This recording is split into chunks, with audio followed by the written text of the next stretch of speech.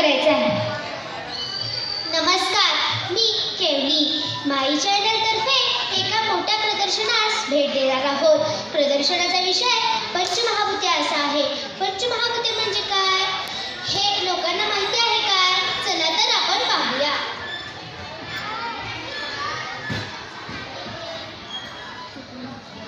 Hello friends, तुम्हाला आम्ही काही प्रश्न विचारणार आहे, त्याची उत्तरे द्याल ना?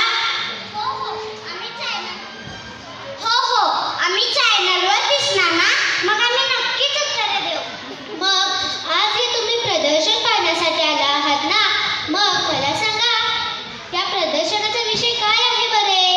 आम्ही बाहेर गेटवर पाहिले की तिकड्या मोठ्या कमानीवर पंचमहाभूते असे लिहिले होते, म्हणजे पंचमहाभूते हाच विषय असणार. हो, पंचमहाभूते म्हणजे काय? कोण सांगेल तुमच्यापैकी? पंचमहाभूते म्हणजे ज्याची आपल्याला खूप भीती वाटते व जी भूते आपल्या स्वप्नात येतात तीच असावी. नाही, याचे उत्तर वेगळे आहे.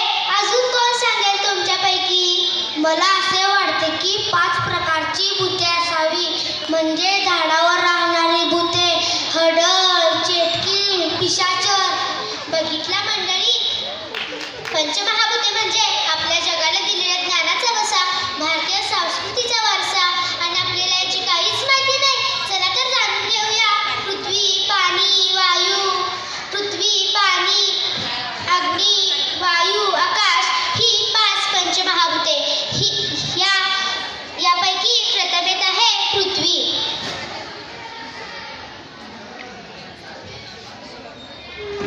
पंचमहाभूतांपैकी मी आहे पृथ्वी. सूर्यमालेत मी 3ऱ्या क्रमांकावर आहे.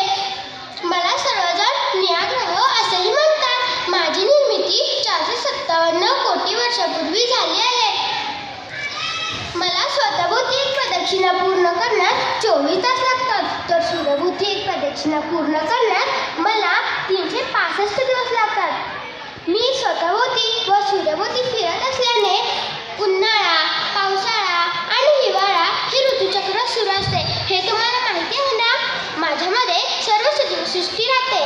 मला वाचवण्यासाठी 1970 पासून 22 एप्रिल रोजी मला वाढदिवस साजरा करतात.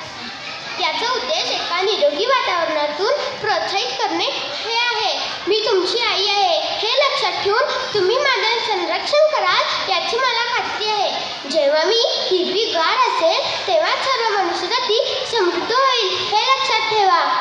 आत्ताच आपण पृथ्वीविषयी माहिती पाहिली. यानंतर पंचमहाभूतांपैकी दुसरे तत्व येत आहे पाणी. पंचमहाभूतांपैकी मी आहे पाणी.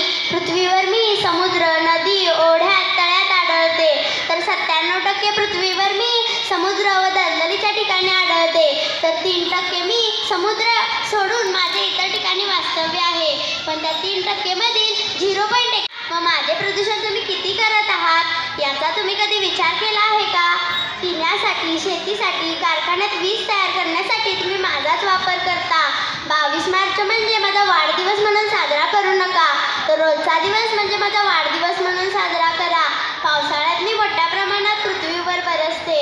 घराघरात रेन वॉटर हार्वेस्टिंग करून मला साठवा. भविष्यात त्याचाच कधीतरी तुम्हाला उपयोग होईल ना.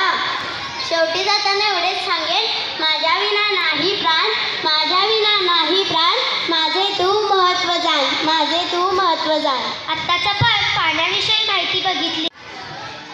पंचमहाभूतांपैकी मी आहे अग्नी. उजेड व उष्णता देण्याचे मी काम करते. एक दिवस माणसाने गारगोटीचे 2 दगड एकमेकांवर घासत असताना त्यातून ठिणग्या बाहेर पडल्या. त्यातूनच माझा जन्म झाला. माझ्या उजेडामुळे व उष्णतेमुळे प्राणी गुहेत यायचे नाहीत, त्यामुळे माणसांचे संरक्षण व्हायचे. माझा वापर स्वयंपाकासाठी केला जातो, तसेच थंडीच्या काळातून सुद्धा माझा वापर केला जातो. माझ्याशी कोणीही खेळू नका, नाहीतर अपघात झाल्याशिवाय राहणार नाही. माझा जपूनच वापर करा. जिथे कुठे माझा स्फोट झाला तर 101 नंबरला कॉल करा. शेवटी मी एवढेच म्हणते की अग्नि दुर्घटना से नुकसान, अग्नि बचाओ के बनाए अभियान। अग्नि दुर्घटना से नुकसान, अग्नि बचाओ के बनाए अभियान। तुम्ही हलणाऱ्या वाऱ्याला हवा असे म्हणताना मी या पृथ्वीभोवती लपटलेले असून मानवाला जगण्यासाठी ऑक्सिजन या वायूची नितांत गरज आहे. पण मानवाने आपल्या सुखसोयीसाठी विविध जंगलतोडे केली, जमिनी वापरल्या, शेतीत बदल केला, इंधने मोठ्या प्रमाणात वापरली. त्यामुळे माझे मोठ्या प्रमाणात प्रदूषक होत. यामुळे मानवाचा जीव गुदमरत आहे. या समस्येचा विचार मानवानेही केला पाहिजे. सर्वात महत्त्वाचे म्हणजे भरपूर झाडे लावली पाहिजेत. पर्यावरणापूरक इंधनाचा भरपूर वापर केला पाहिजे. अवकाशाची एक पोकळी ज्याप्रमाणे पृथ्वी, पाणी, हवा, अग्नी यांचे कार्य प्रत्यक्षात दिसून येते, तसे माझे कार्य कोणालाच दिसून येत नाही. माझा अर्थ कोणी ढग म्हणून घेतात, तर कोणी हवा म्हणून.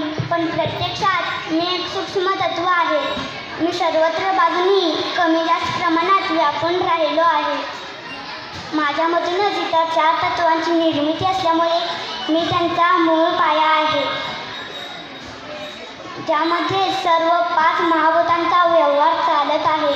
मानवाने आज सर्वतोपरी निसर्गाचा राज चालू केलेला आहे. म्हणून सांगतो ते ऐका, परिसर स्वच्छ ठेवा, कोणत्याही प्रकारचं प्रदूषण करू नका, निसर्गाला हानी पोहोचेल असे वागू नका. आता माहिती खूप छान सांगितली आहे, पण तुला माहीत आहे का, या पंचमहाभूतांचा खूप अभ्यास असणारे काठ सिद्धेश्वर महाराज, तेही याच ठिकाणी आहेत. ते सुद्धा खूप छान माहिती सांगतील. चला, पंचमहाभूताविषयी माहिती द्याल ना? हो, नक्कीच देईन. नमस्कार मंडळी. खरं तर आपलं शरीरसुद्धा पंचमहाभूतांनी बनलं आहे.